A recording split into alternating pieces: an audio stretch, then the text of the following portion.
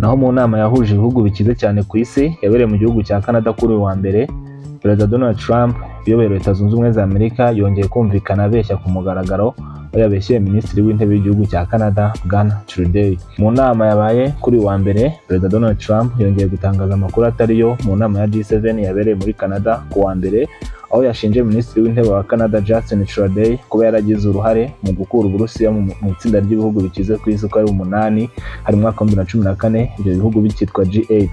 Gusa amateka nk'uko abigaragaza, ibyabaye byose agaragaza ko ibyo Donald Trump avuga ari bihuha, ari ukubeshya. Mu kiganiro yagiranye n'itangazamakuru ubwo ari kumwe na Minisitiri w'Intebe w'Ubwongereza Bwana Keir Starmer, Trump yavuze ko Perezida Vladimir Putin yirukanywe muri G8 na Trudeau afatanyijwe na Barack Obama. Ati yirukanywe na Trudeau babishishikarije abandi 3 cyangwa 2 hamwe na Obama, baramwirukanye kandi nakubwira ko atishimye kubw'ibyo byamukoreye, aho yavugaga Perezida w'Uburusiya Bwana Vladimir Putin.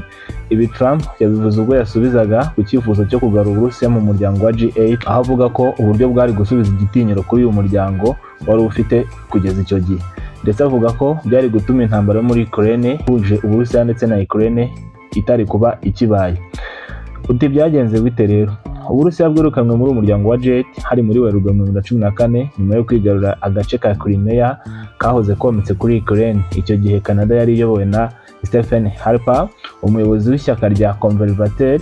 Justin Trudeau ushinjwa na Trump ntiyari n'umuyobozi w'ishyaka rinini ritavugwa rumwe n'ubutegetsi icyo gihe.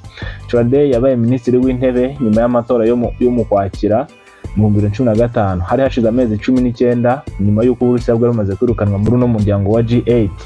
Kuba byumvikana ko atari we wari uri ku buyobozi icyo gihe, nta naho bihuriye, bishatse kumvikana ko icyo gihe atari nawe wirukanye Uburusiya kubera ko yari ataraba umuyobozi. Ubusanzwe ibihugu bigize G7 bifata ibyemezo ku bwumvikane busesuye, nta gihugu na kimwe cyonyine cyemerewe kwirukana ikindi. Byongeye kandi ibyo Trump yavuze ko Trudeau yayoboye igikorwa cyo kwirukana Uburusiya ni ibinyoma byagarutse mu magambo ye kenshi, harimo no ku kiganiro cyo muri Gicurasi 2025. Ku rundi ruhande, mu kiganiro Trump yahaye Fox News yavuze ko iyo Uburusiya butava muri G8 ntibwari gutera Ukraine, agaragaza ko kuba bwarakuwe muri G8 nabyo ari bimwe mu byateye intambara y'Uburusiya ndetse na Ukraine. Aya magambo yashimagijwe n'Uburusiya, aho umuvugizi wa Perezida w'Uburusiya Bwana Dmitry Peskov yavuze ko G7 itagifite agaciro kandi ikosa ryo kwirukana Uburusiya ryatangiye kugaragara hakiri kare. Ntimwibagirwe kudufollowing.